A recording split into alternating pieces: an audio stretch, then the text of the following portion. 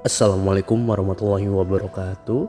Selamat datang dan selamat mendengarkan di podcast Seram Tapi Konyol. Jadi di podcast ini gue akan menceritakan supir kocak hadapi pocong dan hantu mirip pramugari. Ayo langsung saja dengarkan podcast gue. Kisah ini bercerita seorang supir yang telah berpengalaman selama 25 tahun. Begitulah yang dirasakan oleh Yuda 47 tahun, supir yang mengaku sudah pernah mengundikan berbagai kendaraan dari truk, forklift sampai mesin giling. Usia 47 tahun tentu terbilang muda jika pengalaman mengundinya sudah seperempat abad sendiri.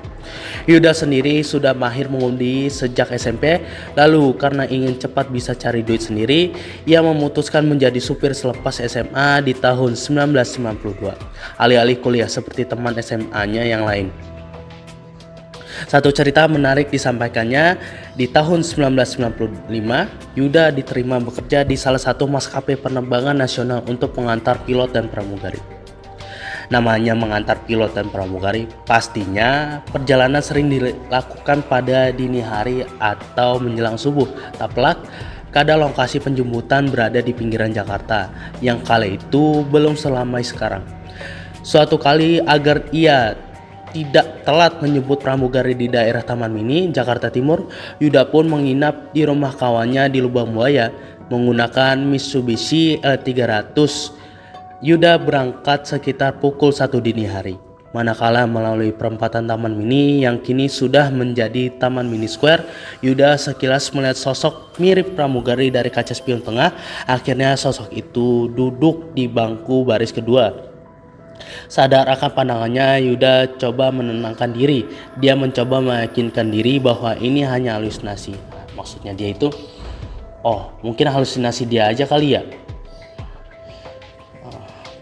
Atau juga mungkin karena gue kurang tidur atau apa, ya gue bisa halusinasi kayak gitu. Maksudnya seperti itu. Namun tak lama terdengar bunyi handal pintu dimainkan.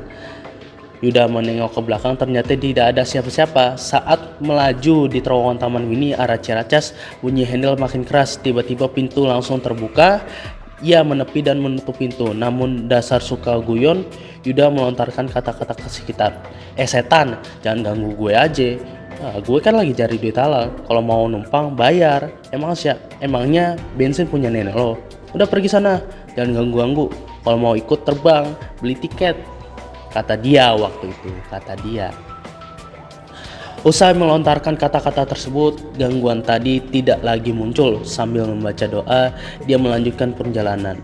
Mungkin itu jin. Jin kan bisa berubah bentuk seperti apa aja, termasuk wujud manusia cantik atau wanita cantik. Ucapnya. Nextnya cerita pocong. Itu baru satu cerita. Ada kisah lain saat ia menjemput seorang pilot tidak jauh dari Tanah Kusir, Jakarta Selatan, di wilayah yang dekat dengan pemakaman itu. Pocong tiba-tiba muncul dari jendela kanan mobilnya. Saya lagi nyari tempat enak. Nah, tiba-tiba lagi asik dengerin musik, kaca kayak ada yang ngetok. Pas saya lihat muncul pocong. Kaget saya, refleks sambil ketok-ketok balik kaca, kata dia. Yuda bercerita wajah pocong itu sangat hitam seperti korban kebakaran. Hanya mata melototnya yang terlihat, namun penampakannya tidak lama hanya sampai Yuda mengebrak balik kaca. Habis saya gebrak, dia cepat hilang. Sekelabatan dia lewat kaca depan. Habis itu saya keluar ngerokok buat ngilangin tegang. Habis baca-baca saya ngomong, kalau muka lo ganteng, emang nggak apa-apa nongolin muka.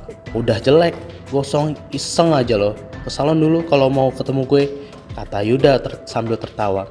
Seraya bilang kalau dia tidak pernah cerita ke pramugari atau pilot soal kisah-kisah yang baru dialaminya karena khawatir mereka nanti jadi takut.